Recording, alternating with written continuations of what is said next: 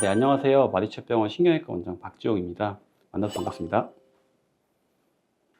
네, 추간공 협착증은 척추관 협착증의 일종입니다. 그래서 병원에서는 일반적으로 그런 척추관 협착증이랑 추간공 협착증을 따로 구분하지 않고 통틀어서 이제 척추 협착이라고만 말씀을 드리는데요. 이번 시간에는 추간공 협착증에 대해서 좀 자세히 설명을 드리도록 하겠습니다.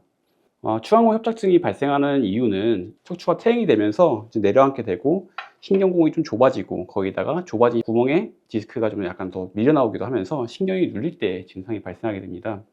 그래서 이제 그림으로도 설명을 드릴 수 있는데요. 그 모형에서 볼 수 있는 것처럼 추간공 쪽에서 신경근이 나오게 되는데 정상적인 상황에서는 이렇게 구멍이 좀 넓어야 되지만은 점점 퇴행이 진행이 되면서 뒤에 있는 인대도 좀 두꺼워지고 디스크도 밀려 나오게 되면서 신경이 눌려 가지고 증상이 발생하게 됩니다. 그래서 그렇게 증상이 나타나게 되고요. 일반적인 증상은 허리가 아픈 경우도 있는데 거기서 더 진행을 하게 되면은 엉덩이와 그리고 허벅지까지 통증을 느끼게 됩니다.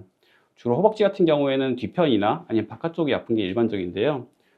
많은 케이스는 아니지만은 종아리가 아픈 경우도 많이 있습니다. 특히 척추관 협착증은 일반적으로 양쪽이 다 아픈 경우가 많이 있는데 추간공 협착증 같은 경우에는 한쪽만 아픈 게 특징입니다.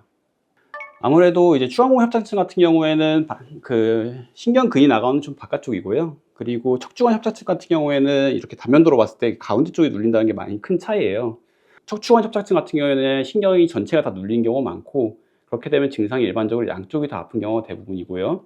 여기다 추가로 해서 오래 걷다 보면은 다리가 저리는 증상이 나타나기도 하고요. 근데 다만 이제 추간공 협착증 같은 경우에는 전체가 눌린 게 아니고 한쪽만 눌린 경우가 대부분이기 때문에 증상이 한쪽에 나타나는 경우가 많이 있습니다. 물론 추간공 협착증이 바깥쪽에 다 같이 나타나는 경우에는 증상이 양쪽에 나타나는 경우도 있는데요. 이런 경우에는 MRI를 통해서 진단을 할 수 있게 됩니다. 이분 같은 경우에는 추간공 협착증이 있으셨던 분이에요. 60대 남자분이셨고요. MRI 보시면 이제 설명 이해하기 좀 어려우실 텐데 요추 5번이랑 척추 1번 사이에 있는 이제 신경근이 눌려 있는 상태세요.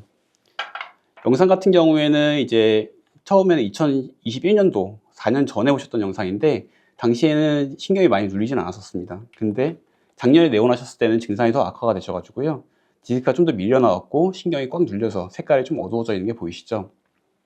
그래서 이분은 증상을 많이 심하게 호소하셨어요. 증상이 오른쪽 엉덩이랑 허벅지 쪽으로 통증이 심하다고 말씀하셨고 약물이랑 주사치료 그리고 시술했는데도 불구하고 계속 통증이 지속돼가지고 결국엔 수술하셨던 분입니다.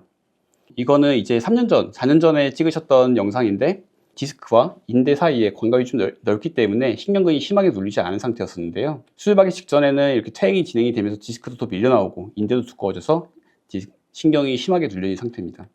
이거는 CT를 단면도로 본 영상인데요. 보시면 이렇게 뼈와 그 디스크가 많이 튀어나오면서 신경근이 많이 눌려있는 모습이세요.